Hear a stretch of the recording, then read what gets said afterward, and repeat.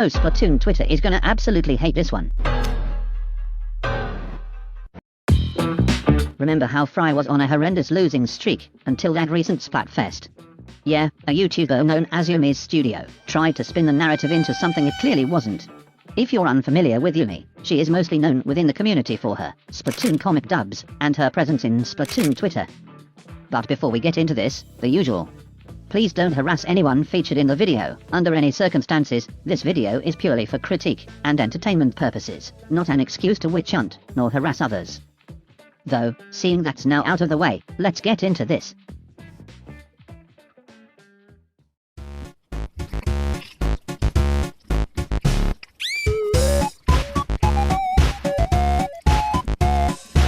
Yume proceeded to write an 850-word thread, yes you heard correctly, 850, to support her belief that quote-unquote, racial biases are hindering, or hindered both Marina and Fry, during their respective Splatfests.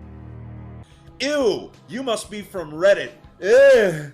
I can smell you from here. Since none of us have the time to consume such a long thread, which in my opinion, is mostly yap, I'll pick my personal favorites. Starting off with Fry and Marina both have a disadvantage to their other idol counterparts because of racial biases. If you think this is only being discussed because of the Splatfest results, it's not. It has been a topic ever since both of the hook and deep cut reveals. All resources at the end of the thread. Such a great start. Weird to bring race into this discussion, considering Marina received almost nothing but praise from both the West and the East. Quite literally everyone loved her. To say she was disadvantaged, at all, is a blatant lie to bring her race into the narrative. As a matter of fact, Marina was on a powerful winning streak for a long portion of Splatoon 2's runtime.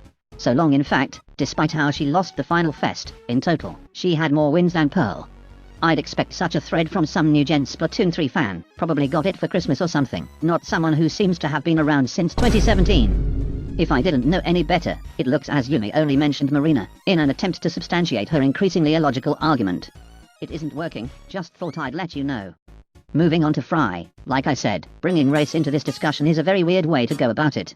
She isn't at a disadvantage due to her being dark-skinned, that's far from the truth. A large amount of people just really hate her design, and/or don't want to be on the losing team, rightfully so.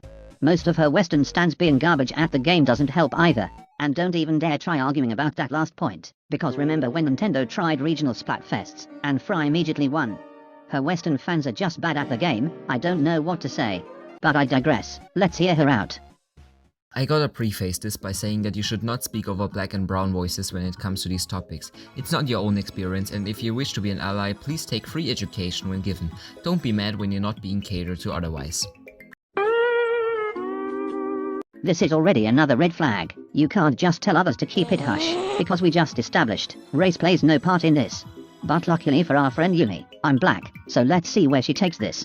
Both Fry and Marina, on the other hand, will end up being whitewashed purely out of hatred or are claiming to have done it for artistic expression, and I've been able to tease some folks about why this is wrong. Even in official art, Rina was constantly lightened, which is not good.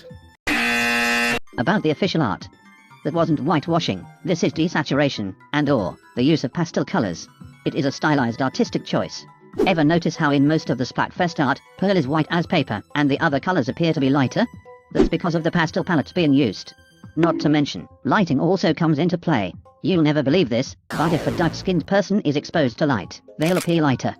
If you feel the need to correct artists for applying such techniques, you're the problem. Okay. I was just editing the video, and I just wanted to touch upon this point real quick. Excuse whatever background gameplay I decide to use, this wasn't planned.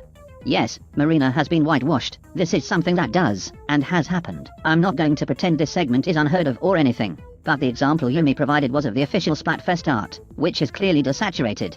If I recall, desaturation was used for not only the official Splatoon 2 artwork, but also Splatoon 1's. You know what Yume should have mentioned instead of bashing on an artistic technique? The fact official Splatoon 2 Splatfest merch, in collaboration with Sanrio, blatantly whitewashed their Marina plushie.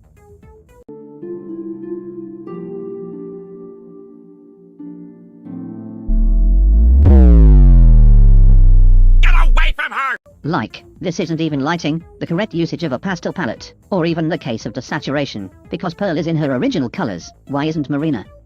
Like seriously, what's their deal? Yeah, they appear to be using a pastel palette, but why is she quite literally white? They practically have the same skin tone. Even in the artwork, I assume advertising the plush, her complexion is darker. Was she transported to the Vivziepop universe? Because where did all her melanin go? It appears they don't allow people of color in this community. All jokes aside, I think it's obvious this is one of the most blatant forms of racism, and people don't talk about it enough. You'd think if she was going to make a thread discussing racial biases, she would have spoke about this, as it's an actual example of whitewashing. But we didn't get that. Side by side, you can tell what Nintendo did was desaturation, but Sanrio just stripped the poor girl of her melanin. Albeit, I remembered this mid-editing, and just felt like a clarification was needed. Fry is not seen by most as conventionally attractive, despite her and Marina wearing similar outfits. Fry was bashed simply because her character designers revealed more of her forehead. You don't have to like her, the whole world can't, just don't harass people over their choices. If you feel the need to touch on her so-called beauty to this extent, you must be well aware Fry's design is just conventionally ugly, and this is your best attempt at deflection. Case in point, the involvement of Marina. We've already established, she has no reason being mentioned here. She is unanimously loved by the player base, quite literally all over the world, the very definition of an idol. Despite all this, the fact Yume is trying her hardest to shoehorn Marina into the narrative is telling of her true intentions behind the thread. Don't try and drag down such peak to Fry's level, they aren't equals. Even the outfit remark. I don't see why she's bringing up their attire, when first of all, Marina and Fry don't have remotely similar outfits. Just because they both wear crop tops, doesn't mean they're similar. Secondly, Fry wasn't bashed solely for her forehead, her overall design is extremely ugly. That's not to say you aren't allowed to like Fry as a character, she has a bubbly personality, but this is just the general consensus regarding her design. Fry fans are just a very loud minority, and fan art does a very good, spectacular job, gaslighting people into believing her design is actually good. Even walking it back to the forehead remark, big foreheads on characters can be done well. Example, Android 17 and 18. Heck, we can even include Pearl here. One wardrobe change saved her entire character, it's all about execution. Like I said, from a design perspective, hers is just awful, and that's the biggest reason why she's at a disadvantage. It's very clear, a majority of the time, most players don't pick the teams based on the theme alone, but on which idol is behind it. This is how it's always been, even in Splatoon 1. Some fans liked Callie, and some liked Marie more. Due to this, they were more likely to pick depending on this factor. This tribalism only got worse in the upcoming games. Just look at Marina, she was on a tremendous streak, as in most cases, people were choosing teams solely because of her. Which makes sense of course, she is a goddess. Black women are beautiful, but let me refocus. Black women are beautiful, but let me refocus. But all jokes aside, I honestly believe these tourists tend to forget what idols are. Quite bluntly, it is part of their job to be attractive, and if they aren't, their success will reflect that. This is precisely what we are seeing right here. Her skin plays no part in this, and Marina is a perfect example. Thirdly, the last sentence actually made me chuckle upon my first read. No one has ever been harassed for liking Fry. Quite the opposite really. The fact she's painting the opposing side as one to harass others. When I made a satirical video talking about Fry's design, I was harassed relentlessly due to my opinion. On TikTok, Twitter, Discord, Reddit, you name it, but we don't talk about that, do we? If we had Deep Cut as an idol duo similar to Off the Hook, maybe there'd be a different data to go off. 3 is still an odd number, and as it is now, one idol will end up being the outlier. Fry's low percentage compared to Big Man was the real upset this time when she had popularity. I find it funny that in a thread, where she's supposedly proving Fry's at a disadvantage, due to racial biases, she's unironically coping that Fry had the short end of the stick, in comparison to Big Man. Don't make me tap the sign. Despite player bases being huge in every country, because of having 3 idols, tricolor stats and now Big Run, they probably don't have the time to do the regional fests anymore and it sucks. Cultural differences exist, but some of them are still harmful in ways I mentioned above. What cultural differences? Like, this is a genuine question, what does she mean by this? Yume posted the results of the Splatfest, and yes, Fry had the majority, but her team managed to lose in not only open, but also pro, and tricolor battles. You're a victim! The fact her team, which had the 46% majority, compared to Big Man's 8%, I'm not joking, a whopping 8%, managed to lose, is just a colossal skill issue. This is like having 46 people, going up against a measly group of 8, in tug of war, just to have the horde of 46 somehow lose. Hey, boy. Boy, ain't no way, boy. Boy, ain't no way, boy. Maybe, just maybe, if you guys spent more time, I don't know, actually getting better at Splatoon, instead of crying racism every 5 minutes, you'd be able to manifest a win for your beloved Fry. Like I said, most of Fry's Western fans suffer from a severe case of skill issue.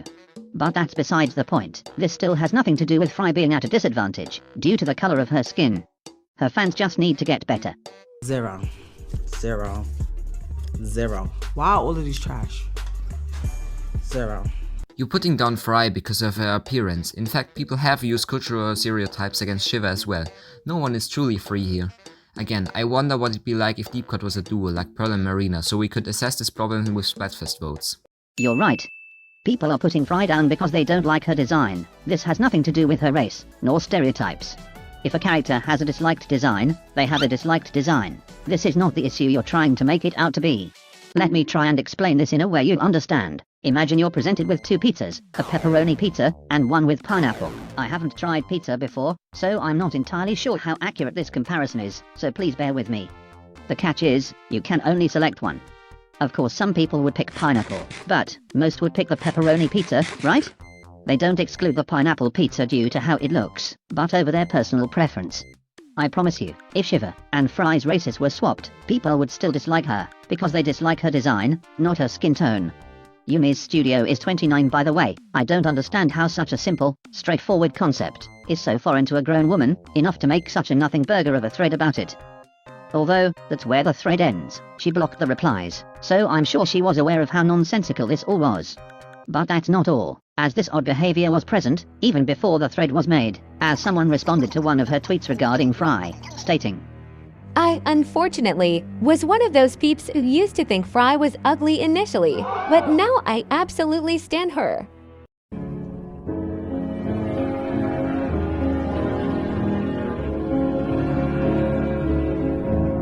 Yume, seeing an opinionated tweet regarding Fry, was furious. She couldn't let this stand. I've got to ratio this. Ugly? It's just a forehead, plus she's brown. This is not the flex or surf y'all think it sounds like. And just minutes later, she made a tweet stating, Don't come into my replies talking about how you used to think Fry or Pearl was ugly. Thanks. It's worse in this case, because Fry is brown and I have zero tolerance for this. They didn't even make her ugly or unconventionally attractive. It's just a shaved hairline, oh my god. Keep your damn mouth shut. Why must you speak against something that ain't bothering you? I promise you, it is never this serious. Not to mention, she brought up Fry's skin tone. I'm starting to sense a pattern. So let me get this straight, despite however Yume wishes to phrase these, because let's be honest here, we all know what she's truly trying to say. She's essentially insinuating any and all distaste towards Fry is racist, due to how she's brown. What do you mean? How? How have you... Even going as far as to subtweet someone over an opinion. Like seriously, she subtweeted this poor individual, practically villainizing them, over a simple opinion, to the point where they felt the need to apologize. According to her, if you dislike and or criticize a character that just so happens to have melanin, you're immediately racist. You know that flapping thing you were doing with your mouth just then? You mean expressing my opinion? Yeah, that.